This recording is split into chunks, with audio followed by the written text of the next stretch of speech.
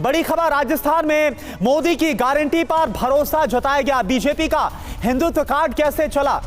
Double engine सरकार पर लोगों की मोहर लगी।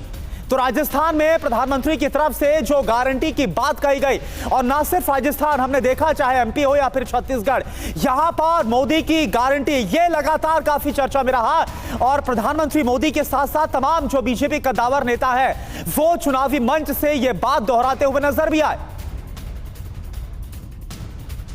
तो राजस्थान के फैक्टर्स पर चर्चा करने से पहले यह भी जान लीजिए कि आखिर बीजेपी की जीत की वजह क्या मानी जा रही है, क्योंकि मोदी की गारंटी पर भरोसे को लेकर जिस तरीके से लगातार चर्चा की जा रही है, इसमें कांग्रेस हारी क्यों है? फ्रंट से प्रधानमंत्री मोदी का जिस तरीके से प्रचार हुआ, क्या वो कांग्रेस पर पूरी तरीके से भारी पड़ गया? और यह कहना भी क्या सही होगा कि राजस्थान के चुनाव की जहां बात आती है तो अशोक गहलोत वर्सेस नरेंद्र मोदी यहां पर हो गया, लेकिन बीजेपी की जीत के फैक्टर की बात करें तो डबल इंजन का नारा यहां पर कामयाब नजर आया, जबकि गहलोत और सचिन पायलट का जो कहा सुनी थी विवाद था वो शायद कांग्रेस के ऊपर भारी पड़ गया है। करुणा बिल्कुल। और इसके अलावा देखिए, केंद्रीय मंत्रियों को बकायदा सांसदों को टिकट दिया गया। उस वक्त तमाम सवाल उठे, लेकिन यह काम आ गया। कांग्रेस क्यों हारी? आलाकमान से गहलोत की जो अनबन है वो साफ तौर पर नजर आ रही थी। सनातन और हिंदुत्व कार्ड जो खेला गया राजस्थान में, यह फैक्टर बीजेपी के साथ जाता हुआ नजर आया।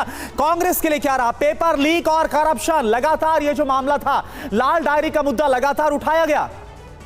हालांकि यहां पर धर्म के आधार पर ध्रुवीकरण क्या एक बड़ी वजह रही है, लेकिन कांग्रेस के लिहाज से यह देखना होगा कि चुनाव प्रचार के आखिरी में जिस तरीके से बड़े नेताओं की मौजूदगी ही नहीं थी, क्या वो उस पर हावी पड़ी है? जबकि कन्हैयालाल हत्याकांड को लेकर भी तमाम बड़े फैक्टर्स रहे हैं जिसको लेकर हमने चर्चा की है कि आखिर राजस्थान में इस तरीके से जो फैसला लिया गया उसमें जनता की क्या सोच रही। लेकिन इंपॉर्टेंट यह भी है, गहलोत वर्सेस पायलट के मतभेद की जो हमने बात की, क्या उसका लाभ बीजेपी को मिला है? और गहलोत सरकार के प्रति जो असंतोष था, क्या वो कांग्रेस की हार की एक और वजह है? क्योंकि कांग्रेस की गारंटी पर भरोसा ही नहीं लोग जता पाए हैं, जबकि सरकार बदलने के रिवाज के तहत ही क्या बीजेपी को यह जीत हासिल हुई है? ये एक और सबसे बड़ा सवाल था। लेकिन इस बीच ये जानना बहुत जरूरी है सुभाषिनी, और समझना जरूरी है कि जाहिर सी बात है कांग्रेस भी इस बात को लेकर अब मंथन तो कर रही होगी। ऐसे में क्या बड़े फैक्टर्स आपको लगते हैं जो जनता आप पर भरोसा यहां पर नहीं कर पाई है? और क्या यह अंदरूनी गुटबाजी का ही सबसे बड़ा नतीजा था कि वो असंतोष कायम हुआ?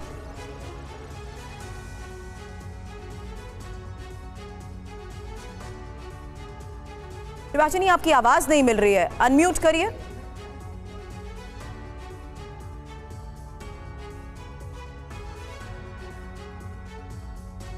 सॉरी, आपके पास जल्द वापस कनेक्ट करती हूँ। आपकी आवाज नहीं आ रही, आप एक बार अनम्यूट करिए, कोशिश करिए। लेकिन उससे पहले राजेश जी, आप ही से ये सवाल जानना चाहूंगी, क्योंकि राजेश सर, ये इंपॉर्टेंट फैक्टर्स हैं। भले ही पार्टी कुछ भी कहे, स्वीकार भी कर ले, लेकिन जाहिर सी बात है मंथन हर लेवल पर किया जाता है। ये जानना और समझना बहुत जरूरी हो जाता है कि जहां इतनी मजबूत पकड़, वहां जनता का भरोसा क्यों नहीं? ये कांग्रेस के लिए ऐसा मौका है जब उसको इंट्रोस्पेक्शन करना होगा, और पिछले कई बार वो इंट्रोस्पेक्शन कर चुकी है। कई बार जब उसको सफलता मिली, तो जैसे कर्नाटक में मिली, हिमाचल में मिली, तो ऐसा लगने लगा था कि राहुल गांधी के जो प्रयास हैं वो एक सही की तरफ, सही दिशा की तरफ बढ़ रहे हैं। लेकिन ये जो कल नतीजे आए, उससे कांग्रेस को जो बुनियादी चीज़ है उस पर ध्यान देना होगा कि जब तक कांग्रेस भारतीय जनता पार्टी के बरक्स पैरेलल एक नैरेटिव क्रिएट नहीं कर पाएगी, तब तक उसको सफलता नहीं मिलेगी।